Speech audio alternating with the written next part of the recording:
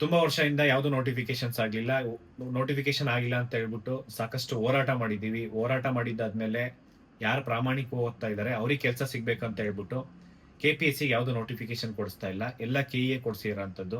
ಆ KEA notifications ಹೋಗ್ಬೇಕಂತಂದ್ರೆ every department ಹೋಗಿ ಅಲ್ಲಿಂದ ಏನೇನು ಸಮಸ್ಯೆ ಇದೆ ಅದನ್ನೆಲ್ಲ ಬಗೆಹರಿಸಿ KEA ನೋಟಿಫಿಕೇಶನ್ಸ್ ಬಂದಿದೆ. KEA ಆಲ್ಮೋಸ್ಟ್ ಕ್ರೈಸ್ ಡಿಪಾರ್ಟ್ಮೆಂಟ್ ಇಂದ HK ಮತ್ತೆ ನಾನ್ HK ಎರಡು ಕಡೆ ಒಂದು ನೋಟಿಫಿಕೇಶನ್ಸ್ KEA ಬಂದಿದೆ. ಆದಷ್ಟು ಬೇಗ ಮೇ ಬಿ ವಿತಿನ್ 1 ವೀಕ್ ಒಳಗಡೆ ಅಂದ್ರೆ 1 or 2 ಡೇಸ್ ಇಲ್ಲ ಶಾರ್ಟ್ಲಿ ನೋಟಿಫಿಕೇಶನ್ಸ್ ಆಗುತ್ತೆ. ಬರೀ ಕ್ರೈಸ್ ಡಿಪಾರ್ಟ್ಮೆಂಟ್ ಇಂದಾನೆ ಅಂತಲ್ಲ, ಅದರಲ್ಲೂ ಟೀಚರ್ಸ್ ಮತ್ತೆ ನಾನ್ ಟೀಚರ್ಸ್ ಎರಡೂ ಇದೆ. ಅದ್ರ ಜೊತೆಯಲ್ಲಿ ಜಲಸಂಪನ್ಮೂಲ ಇಲಾಖೆಯಿಂದನೂ ನೋಟಿಫಿಕೇಶನ್ಸ್ ಹೋಗಿ ಅವ್ರ ಹತ್ರ ಮನವಿ ಮಾಡ್ಕೊಂಡಾಗ ಅಲ್ಲಿಂದ ಕಳ್ಸಿಕೊಟ್ಟಿದ್ದಾರೆ.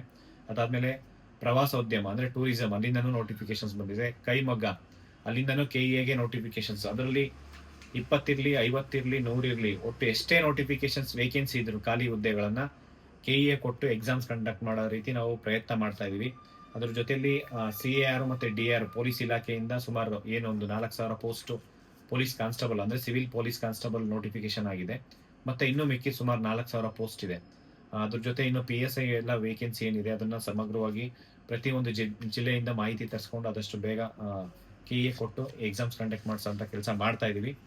ಇದಕ್ಕೆಲ್ಲ ಸಹಕರಿಸಿದಂತಹ ಎಲ್ಲ ಇಲಾಖೆಗಳು ಮತ್ತೆ ಆಯುಕ್ತರಿರ್ಬೋದು, ಎಕ್ಸಿಕ್ಯೂಟಿವ್ ಡೈರೆಕ್ಟರ್ ಇರ್ಬೋದು, ಮತ್ತೆ KEA ಸಿಬ್ಬಂದಿ ಮತ್ತೆ ಎಕ್ಸಿಕ್ಯೂಟಿವ್ ಡೈರೆಕ್ಟರ್ ಆದಂತಹ ಪ್ರಸನ್ನ ಸರ್ಗೆ, DPR ಸೆಕ್ರೆಟರಿ ಜಗದೀಶ್ ಸರ್ಗೆ, ಚೀಫ್ ಸೆಕ್ರೆಟರಿ ಮೇಡಮ್ ಅಂದ್ರೆ ಶಾಲಿನಿ ರಜನೀಶ್ ಮೇಡಮ್ ಎಲ್ರಿಗೂ ಎಲ್ಲ ವಿದ್ಯಾರ್ಥಿಗಳ ಪರವಾಗಿ ಧನ್ಯವಾದ ತಿಳಿಸ್ತಾ, ಸ್ಟೂಡೆಂಟ್ಸ್ ಇಷ್ಟು ದಿನದಿಂದ KPSC ಮೇಲೆ ಆಗ್ತಾ ಇದ್ರಿ ಅಂದ್ರೆ ಫೇಲ್ ಆದ್ರೆ ಇವಾಗ KPSC ಮೇಲೆ ಹಾಕಕ್ ಹೋಗ್ಬೇಡಿ. ಫೇಲ್ ಆದ್ರೆ ಅದು ನಿಮ್ಮ ತಪ್ಪಾಗಿರುತ್ತೆ. ಯಾಕೆಂದ್ರೆ ನೀವು ಪ್ರಾಪರ್ ಅಂದ್ರೆ 100% ಸ್ಟಡೀಸ್ ಮಾಡಿ, ಕಾನ್ಸಂಟ್ರೇಟ್ ಮಾಡಿ, KEA ದಲ್ಲಿಂದ ನಡೆಯುವಂತ ಎಲ್ಲ ಎಕ್ಸಾಮ್ಸ್ ಅಟೆಂಡ್ ಮಾಡಿ, ತುಂಬಾ ಸೀರಿಯಸ್ ಆಗಿ ಓದ್ಕೊಳ್ಳಿ. ಆದಷ್ಟು ಬೇಗ ಅಂದ್ರೆ ನಾವು KEAಗೂ ಮನವಿ ಮಾಡ್ಕೊಂತ ಇದೀವಿ. ಯಾವುದೇ ಒಂದು ನೋಟಿಫಿಕೇಶನ್ ಆದ್ಮೇಲೆ ಮಿನಿಮಮ್ ನೋಟಿಫಿಕೇಶನ್ಸ್ ಆದ್ಮೇಲೆ 3 months ಟೈಮ್ ಕೊಟ್ಟು ಎಕ್ಸಾಮ್ಸ್ ಕಂಡಕ್ಟ್ ಮಾಡೋದಕ್ಕೆ.